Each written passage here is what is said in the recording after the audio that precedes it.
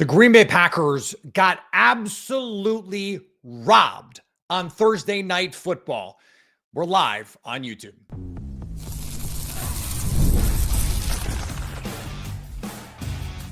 You are Locked On Packers, your daily Green Bay Packers podcast.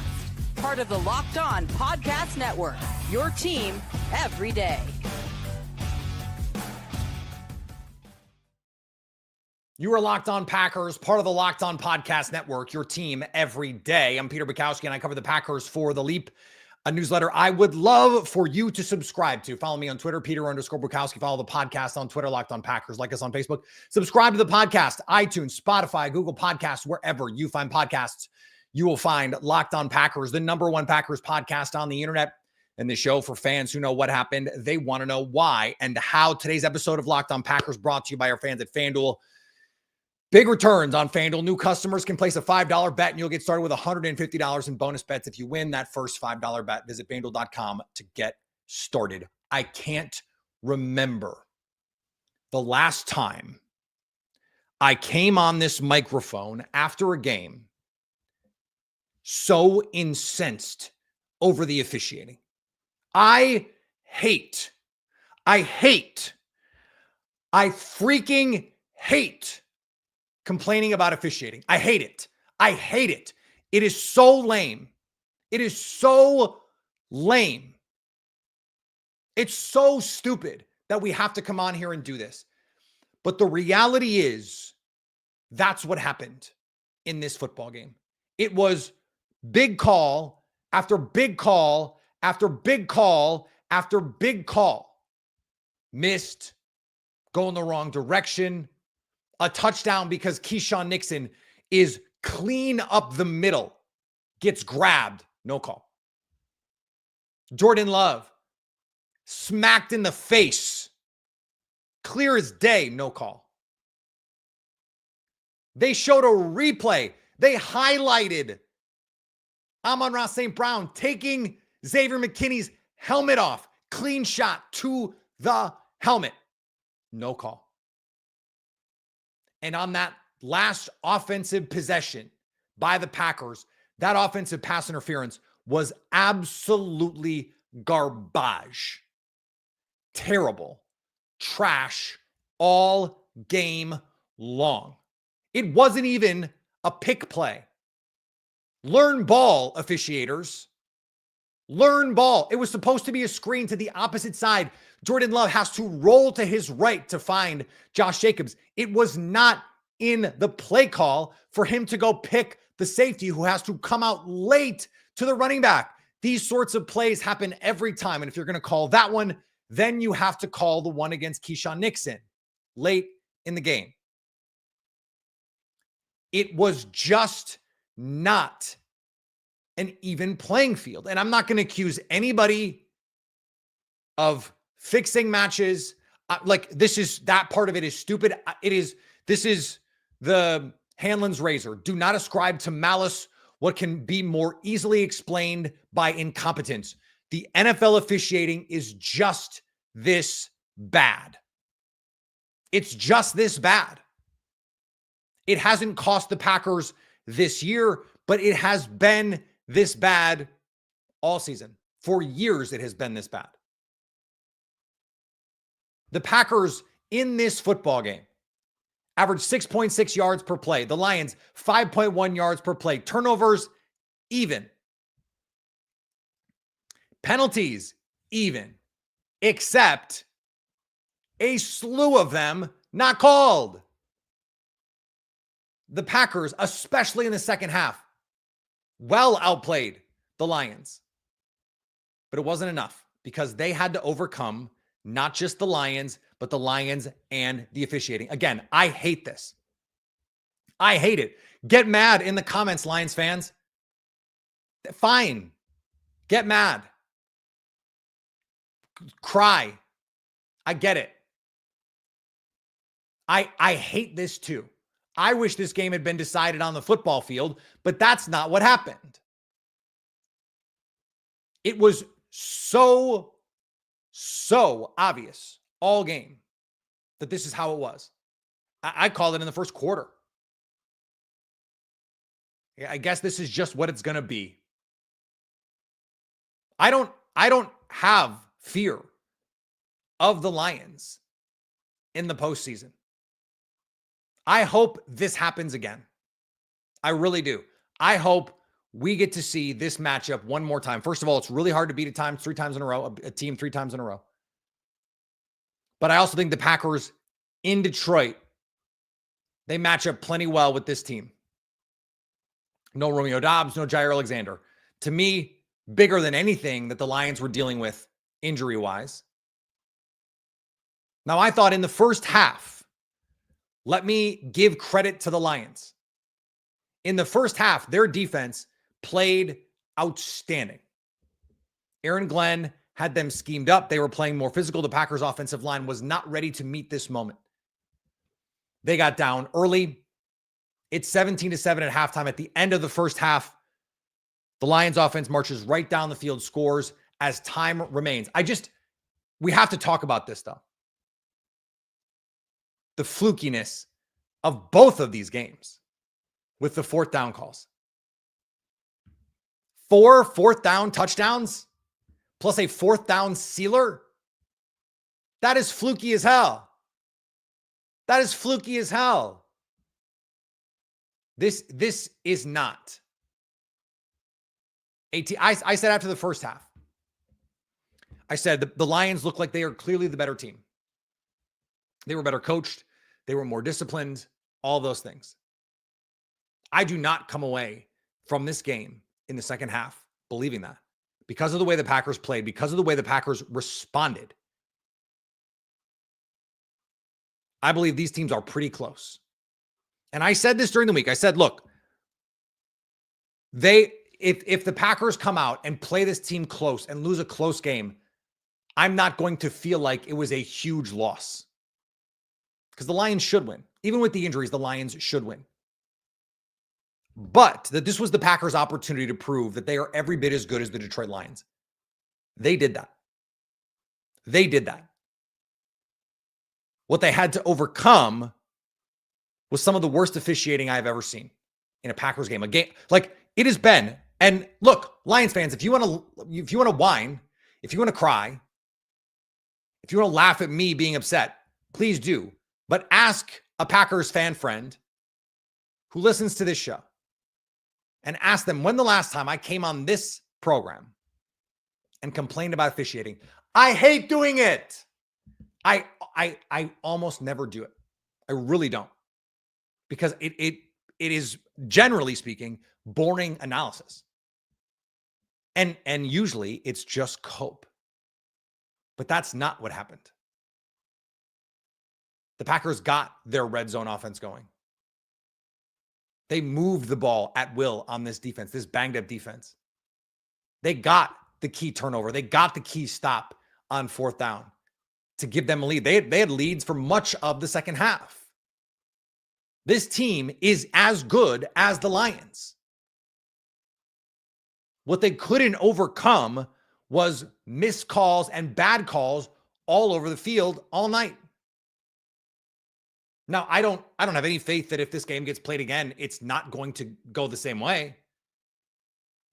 Because it's hard not to feel like the fix wasn't in. Let me try and say that in the affirmative. It felt like for long stretches of this game that the fix was in. That the Lions got the more favorable whistle at home. This is like an NBA game where the home team shot 30 free throws and the road team shot 15. That's what it felt like. And if that's what the NFL wants, I guess I understand it in a way. But that doesn't mean I have to accept it. This was embarrassing for the league. Embarrassing. It really was. I don't think any differently of the Packers after this game than I did going in. I thought they were every bit as good as the Lions. I thought they would beat the Lions. And I thought they, for really the entire second half and then parts of the first half, outplayed the Lions. They got the turnover they needed. If they don't have the Christian Watson turnover, they probably win this game. But if the Keyshawn Nixon penalty gets called correctly, they probably win this game. If the Christian Watson penalty or non-penalty gets called correctly, they probably win this game. So how can I sit here and blame the Packers when I don't think that's what happened? Credit the Lions for playing tough with all the defensive injuries that they have and Taylor Decker being out. Credit to the Lions. They did play well enough to win. But so did the Packers, and this game was not decided. I just want to see the game decided on the field. That's what I want. I don't come on the post-game show to cope. It's not what I'm here for. It's not what I'm here to do. I don't think it's useful to anybody to do that. But I wanted the game to be decided on the field, and it wasn't. All right, let's talk about the game on the field. Let's talk about the offense. We will do that next on Locked On Packers. Today's episode brought to you by our friends at Omaha Steaks. Nothing delivers comfort and joy quite like the unrivaled quality and taste of Omaha Steaks. It's guaranteed perfection in every single bite, and right now you can save on unforgettable gifts with 50% off statewide at omahasteaks.com, plus score an extra $30 off with promo code NFL. With 5 generations of experience, they consistently deliver the world's best steak experience, and the gifting experts at Omaha Steaks have made it easy to deliver the perfect gift with thoughtfully curated gift packages featuring gourmet favorites. From legendary steaks to mouthwatering desserts and more, save 50% off statewide for a limited time at omahasteaks.com. Plus, our listeners get an extra $30 off. That's real money. That's a steak at a restaurant. That's 50% at, a small steak. That's 50% off at omahasteaks.com and an extra $30 off with promo code NFL. Minimum purchase may apply. Today's episode also brought to you by Skylight Frames. One of the best gifts you can give this season, truly. In fact, I got it for my mother-in-law. I got it for my grandma on the other side, and they are obsessed with this thing. I may have got it for another person in my life this Christmas. May or may not. They may or may not be listening to this right now, so I have to be careful about this. It is so easy because you upload the photos to the frame and then they show them. And what's fun is I had my kids home for Thanksgiving with my wife's family, and they can see themselves. They think it's so cool. And then there's another picture. Hey, remember that? Remember that? Remember that? Touch screen. I uploaded the wrong photo. Quick, delete. Easy. And now, as a special limited time offer for our listeners, get $20 off your purchase of Skylight Frames when you go to skylightframe.com/NFL. That's skylightframe.com/NFL. Get $20 off your purchase. Now it's skylightframe.com/NFL.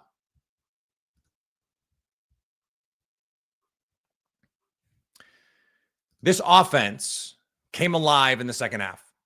And the final numbers are not going to look virtuoso from Jordan Love, 12 of 20 for 206, but he averaged 10 yards a catch, or 10 yards an attempt.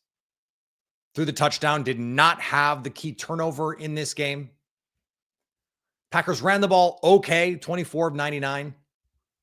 Christian Watson made a couple of big plays. Dontavian Wicks made a couple of big plays. Tucker Kraft made a couple of big plays. But the key was in the red zone, they were 4 of 5. Now, of course,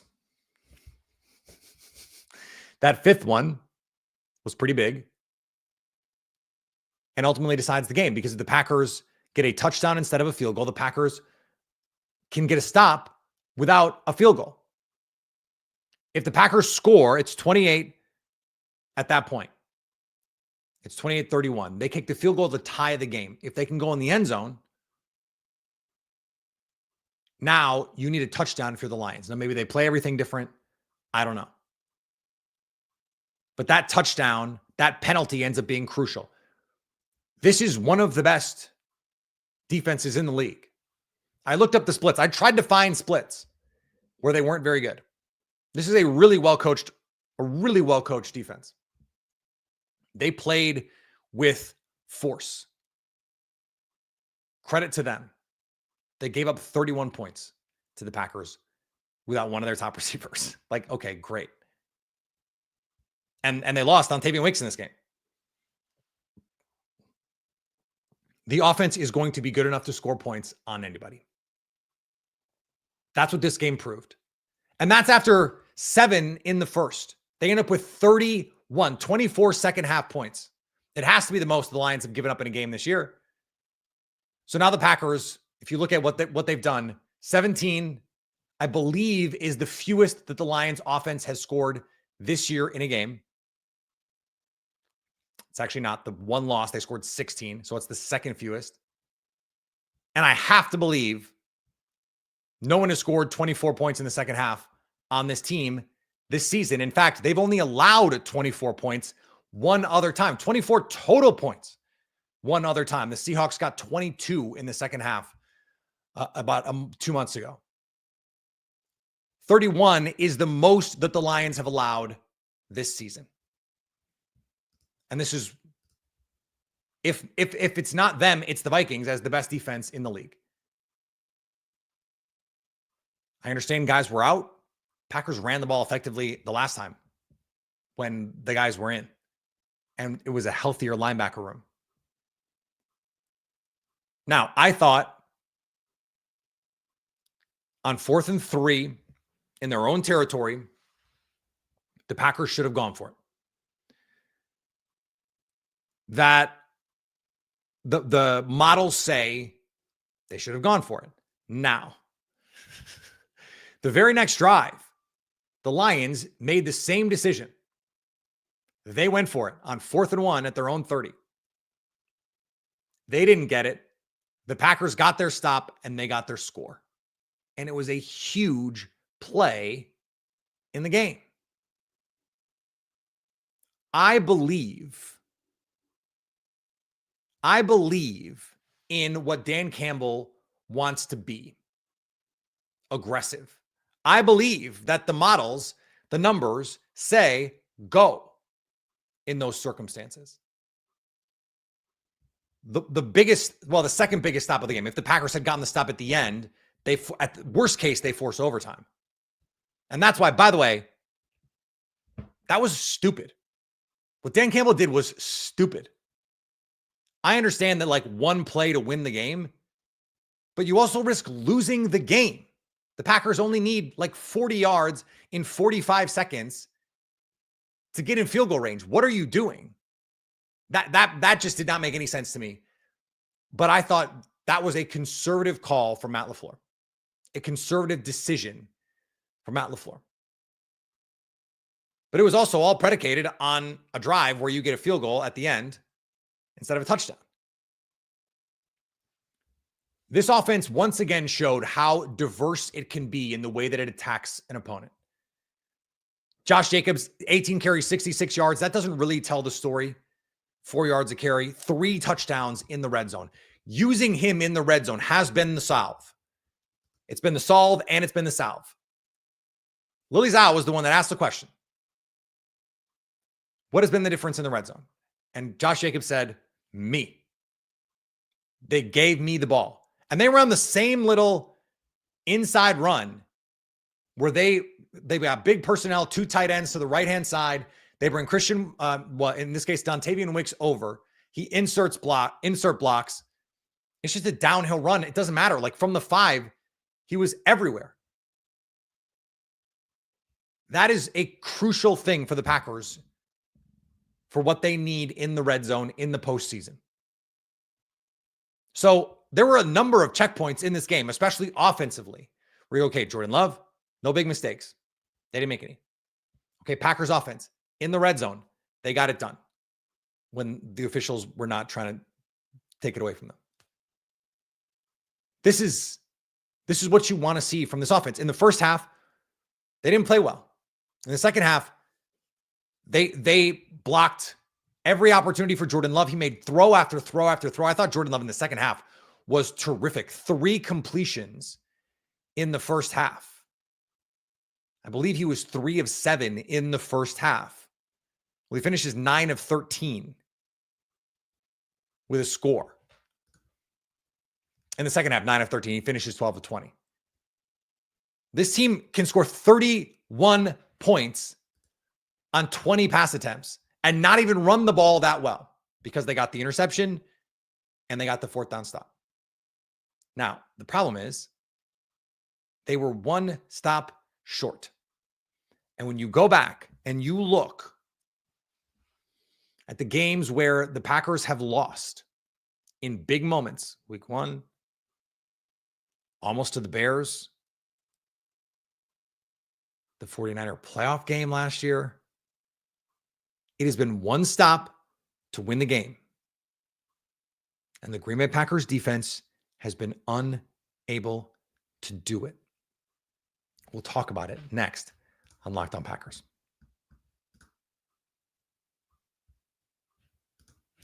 Today's episode brought to you by our friends at IceShaker. I know if you're like me, your holiday shopping list is, let's say, incomplete. Mine is very much incomplete. I've got the perfect gift for the passionate sports fan in your life. Perhaps you've heard of IceShaker. IceShaker could be a water bottle, could be a protein shaker. I use it as all of the above. And it is now officially licensed by the NFL, the NHL, the NBA, the NCAA, and Major League Baseball. This was started by the Gronkowski brothers. Yes, those Gronkowski brothers. IceShakers have sold over 1 million bottles, and they sent me one. It is awesome. It really is. It is not hard for me to understand why these have become so popular. Right now, use the code LOCKEDON to get 25% off at checkout. Kitchen-grade stainless steel bottles that won't absorb the odor. And I'm also right now, one of my big things in my house, I'm trying to get rid of the plastic. I don't want the plastic. Very cognizant of all of what the science out there right now, microplastics, all that stuff. Not interested. No, thank you. Stainless steel. I will take that, please. Order your team branded bottles. They sent me a Packers one. It's pretty dope, I have to say. Order your team branded bottles today at IceShaker.com and use the code LOCKEDONNFL for 25% off your order. IceShaker, show your support for your team with the best branded workout bottles on the market. That's IceShakers. Today's episode also brought to you by our friends at FanDuel. The Packers, they cover the 3.5. I was on a podcast earlier today and we were talking about it. And I said, look, I like the Packers. I picked the Packers to win, but I thought 3.5, that was with the hook was easy. This was going to be a 3-point game one way or another. And I said at the end, it's going to come down to one stop. I think the Packers are going to get it. Guess what? They didn't. And right now, new customers can bet $5. FanDuel's going to help you out. Get $150 in bonus bets if you win. The FanDuel Sportsbook app gives you everything you need to place live bets on the NFL all in one place. So when you get a hunch in the middle of the game, you can check out the latest stats, view live play-by-play, and so much more on the same page where you place your bets. Just visit FanDuel.com to join today. You'll get started with $150 in bonus bets if you win your first $5 bet. That's FanDuel.com. Never waste a hunch and make every moment more with FanDuel, an official sportsbook partner of the NFL. This has unfortunately become a theme for the Green Bay Packers defense, and it doesn't matter if it's Jeff Hafley or Joe Barry or Mike Pettin. One stop to give your team a chance, and they can't do it. And it wasn't just in the second half. At the end of the first half, okay, the Lions go down 12 plays, 70 yards in 5 minutes and 24 seconds. And they score with 11 seconds left on 4th down. If the Packers get the stop on 4th and goal, it's 10-7. They come out of halftime. They can score. Now it's 14-10, and you're cooking. You can't get a stop on 4th and goal. And it wasn't even, frankly, that close. Like, it was easily in a game where you were constantly getting penetration. You were constantly trying to get into the backfield and doing it. Carl Brooks practically took the handoff from Jared Goff on one play, but couldn't make the tackle. It turns into a 15-yard run by Jahmyr Gibbs. I mean, this was that close, but close only counts in horseshoes and hand grenades. Not enough. 12 plays, 70 yards. The Packers could not get off the field. The Lions were 7 of 15 on 3rd down. The Packers were 1 of 5 on 3rd down. And then the last drive, 11 plays, 53 yards in 3 minutes and 38 seconds. They sat on the ball basically the entire time. The Packers tie the game with 3:38 and do not get a chance to touch the ball again with 2 timeouts. Zane Anderson makes a terrific play on 3rd and 1. They get an opportunity, 4th and 1 at the 21. They can't get a stop. And not even just can't get a stop. Like David Montgomery, I think he picked up 5 or 6 yards. Now, was that a stupid call by Dan Campbell? Yeah, it was. It was. That was not like, hey, live by the sword, die by the sword. I'm a cool coach. I'm Dan Campbell. No, that was stupid. Because if you don't get it, the Packers would have, the clock stops and the Packers would have had plenty of time to get into field goal range. And you miss on a chip shot field goal to take the lead. It was the wrong decision. It was not a manifestation of your ethos. It was an overly aggressive decision that worked. Congratulations to Dan Campbell. This Lions team playing with some black magic right now, in addition to, getting all the calls. But the reality is right now, this Packers defense, you lose Javon Bullard. Now you got to put Keyshawn Nixon in the slot. You got to have Eric Stokes on the field. Eric Stokes, he should be a healthy scratch the rest of the way. Like Robert Rochelle, Corey Ballantyne, play those guys over Eric Stokes. Just give the job full-time to Carrington Valentine when Keyshawn Nixon is healthy. When you have Javon Bullard, if he can go in a week and you got a big game coming up, NFC playoff hopeful. You got a mini bye to prepare, but still not going to be an easy game. And the Packers' cornerback depth sunk them in this football game. And we were talking about it before the game. We've been talking about it for weeks. After last year, after the 2023 season, there is no excuse for doing nothing to affect this cornerback room. Going into 2023, it made sense to say, okay, Eric Stokes is coming back. You have Jair Alexander. And by the way, going into 2023, you still have Russell Douglas. And you're playing it that way. When Stokes come back, he's not the same guy. You trade Russell Douglas. Going into the offseason, and Jair Alexander misses half the games again.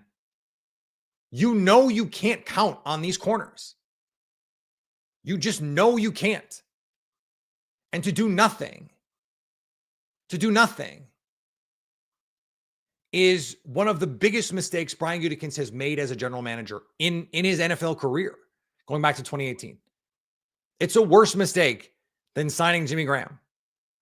It's a worse mistake, frankly, than drafting Eric Stokes in the first place. And I don't even think that was that big a deal.